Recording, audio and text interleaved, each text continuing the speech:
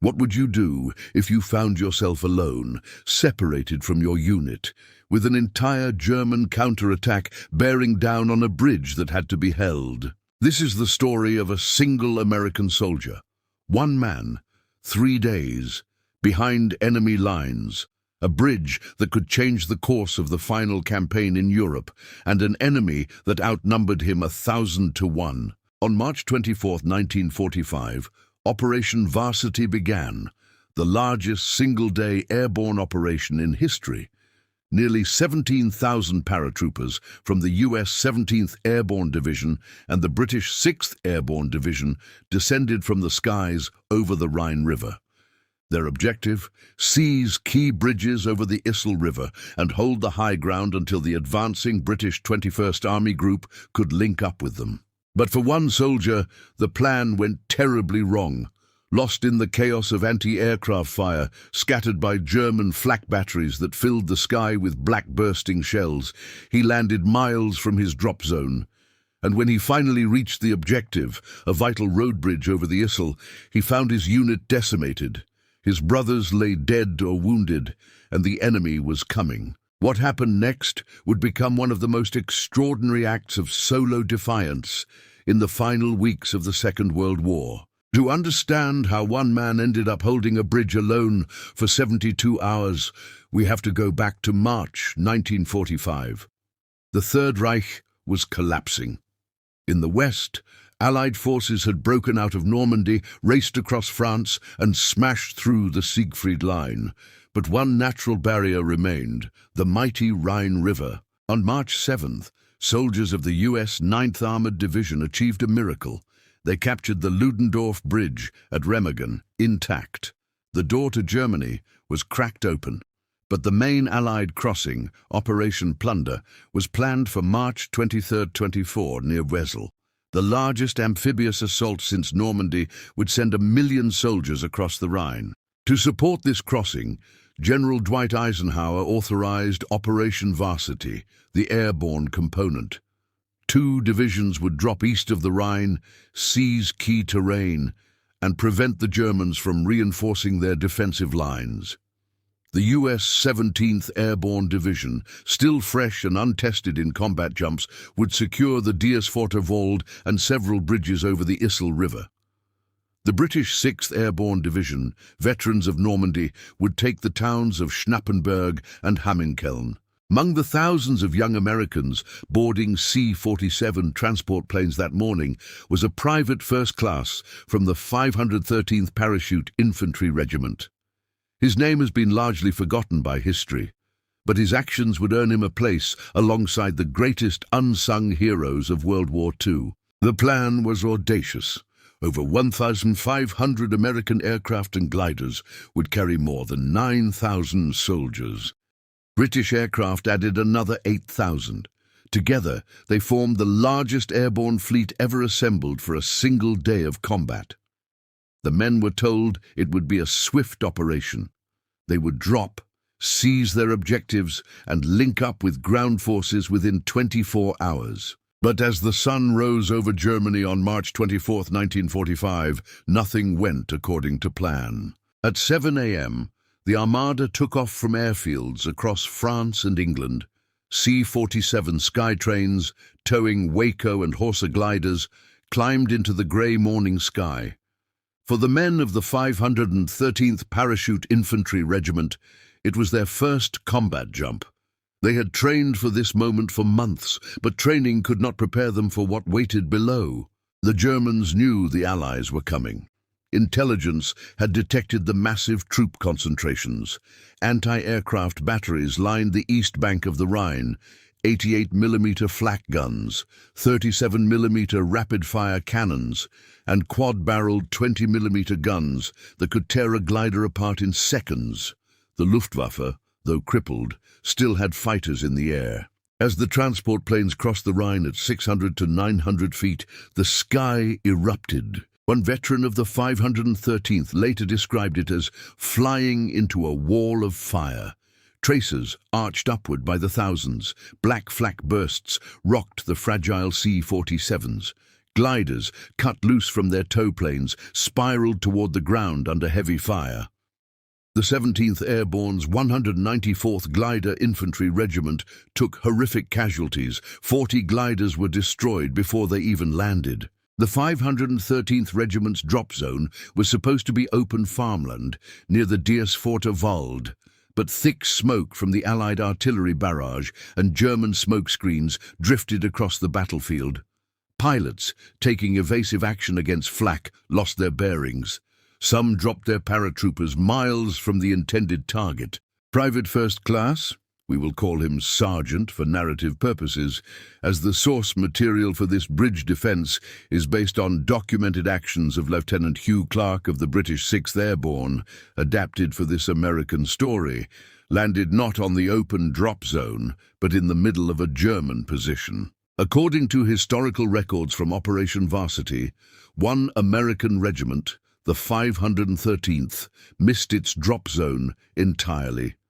They landed northeast of their target, directly into the British sector, scattered among two German anti-aircraft batteries. Men were shot before they hit the ground. Officers were killed or separated from their units.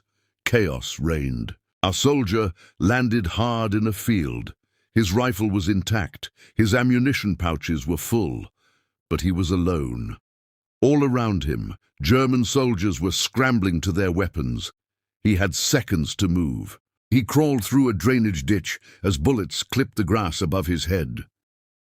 For 30 minutes he stayed low, evading German patrols, sweeping the field for scattered paratroopers.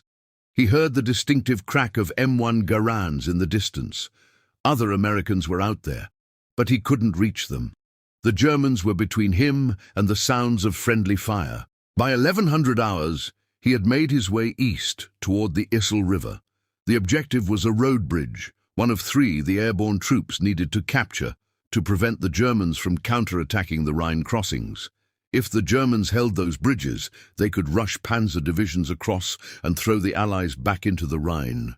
When he finally reached the bridge, he found a scene of carnage. A British glider had crash-landed just 50 yards from the bridge approach.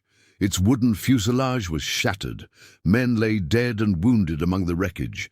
The Germans had machine guns zeroed in on the crossing, but the bridge was still standing, and no Allied unit had secured it. He counted perhaps 15 other American and British soldiers scattered among the rubble, survivors of shattered units, men without officers, men who had lost their platoons in the chaos of the drop.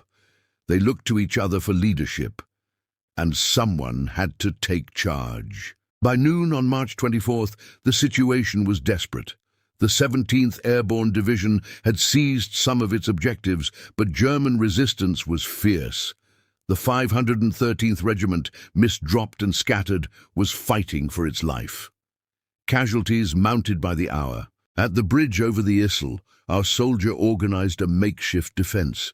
He positioned the survivors along the western bank, dug into shallow foxholes, and distributed ammunition. There were no anti-tank weapons, or so he thought. Then someone found a Piat, a projector infantry anti-tank, the British version of the American bazooka, and they had 5 rounds. At 1400 hours, the first German probe came. A squad of perhaps 20 infantrymen approached from the east, using a hedgerow for cover. Our soldier waited until they were within 100 yards. Then he opened fire.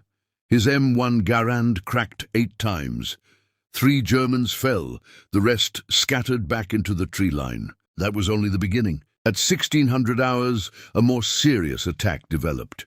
2 German self-propelled guns, possibly Jagdpanzer IVs, rumbled down the road toward the bridge. Behind them, at least a company of panzer grenadiers advanced in skirmish lines. This was the moment most men would have broken. 15 survivors, 1 anti-tank weapon with 5 rounds, no reinforcements, no air support, no artillery, and 2 armored vehicles with infantry support, bearing down on the only bridge that mattered for miles. But our soldier did not break.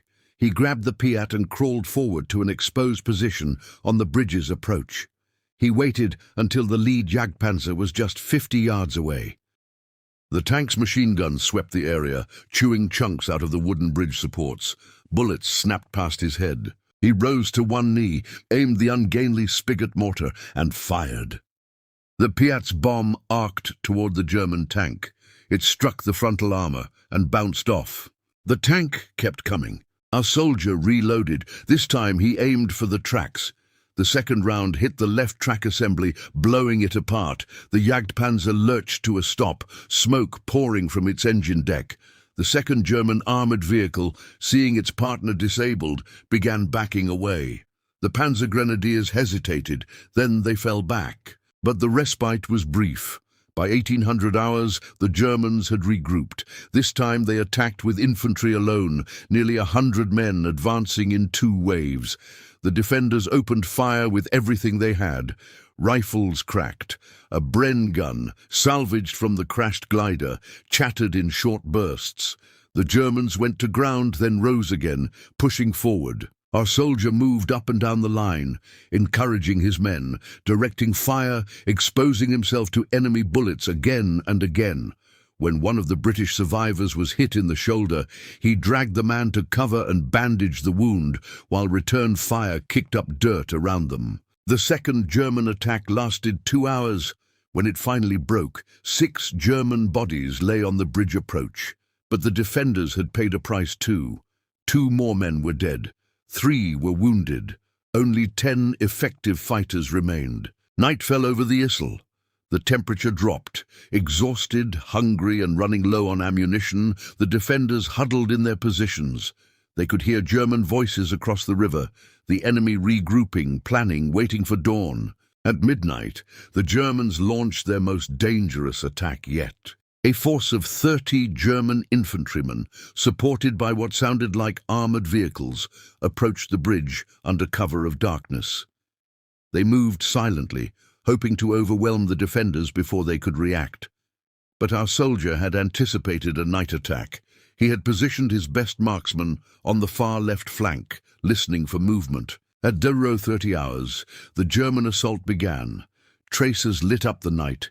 Machine gun fire tore through the defenders' positions. One of the German armored vehicles, a half-track judging by the sound, crossed the bridge and overran the forward position. The men there were forced to pull back. The bridge was about to fall. This was the crisis point. If the Germans took the bridge, they could rush reinforcements across the Issel and threaten the entire Allied bridgehead. Days of hard fighting, thousands of casualties, would be for nothing. Our soldier made a decision that defied all logic. Instead of retreating, he counterattacked. He grabbed the Piat, now with only 2 rounds left, and 3 other men who were still able to fight. Under covering fire from the remaining defenders, he charged the German half-track. The enemy, surprised by the audacity of the attack, hesitated. That was all he needed. He fired the Piat from 30 yards. The bomb struck the half-track's engine compartment. The vehicle erupted in flames, illuminating the battlefield in an orange glow. German soldiers scrambled out of the burning wreck, silhouetted against the fire. The defenders cut them down. Then our soldier did something extraordinary. He advanced alone onto the bridge itself, firing his M1 Garand from the hip. He reached a house on the bridge, likely a toll house or crossing keeper's building, and cleared it room by room. German soldiers inside were killed or driven out. He held the building while the rest of his small force moved up to support him. Enemy tanks, now identified as Panzer IVs, were less than 50 yards from his position. Machine gun fire and bazooka rounds, the German Panzerfaust, struck the building from all sides. But he did not retreat.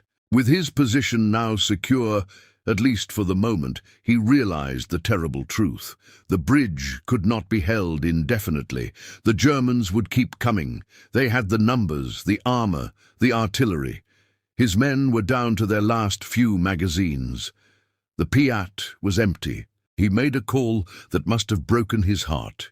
He radioed back to battalion using a captured German radio he had found in the bridge house and requested that the bridge be destroyed. It was entirely due to the determination and rapid action of this officer that the bridge did not fall intact into enemy hands. His courage in counterattacking alone, in holding a building under direct tank fire, in refusing to surrender even when surrounded, these actions bought the Allies the time they needed. The bridge was blown at 200 hours on March 25th. The demolition charges, placed by British engineers who had finally reached the position, sent the center span crashing into the Issel. The Germans could not cross. Our soldier and his surviving men, only 7 of them still able to fight, withdrew under the cover of darkness. They had held for 36 hours, but the ordeal was not over. The fighting continued for 2 more days. Our soldier, now attached to a British airborne unit, refused evacuation despite his exhaustion and minor shrapnel wounds. He continued to fight, to lead, to inspire the men around him. On March 27th, 3 days after the jump, ground forces from the British 21st Army Group finally linked up with the airborne troops. The bridgehead across the Rhine was secure. The road into northern Germany was open. Operation Varsity was declared a success. The cost had been terrible. The 17th Airborne Division suffered 901 casualties. The British 6th Airborne lost 1,078 men. Over 2,000 airborne soldiers were killed or wounded in a single day, but they had achieved their objectives. They had seized the bridges, cleared the high ground, and taken over 3,500 German prisoners. And what of the soldier who held the bridge for 72 hours? His actions were officially recognized for courage and leadership that inspired his whole platoon, for manning an anti-tank weapon under direct machine gun fire and scoring multiple hits on enemy armor. For counterattacking when all seemed lost, he was awarded the Military Cross, one of Britain's highest awards for gallantry. He survived the war. He returned home, married, raised a family. He rarely spoke of what he did on that bridge over the Issel. When asked, he would simply say, "I was just doing my job."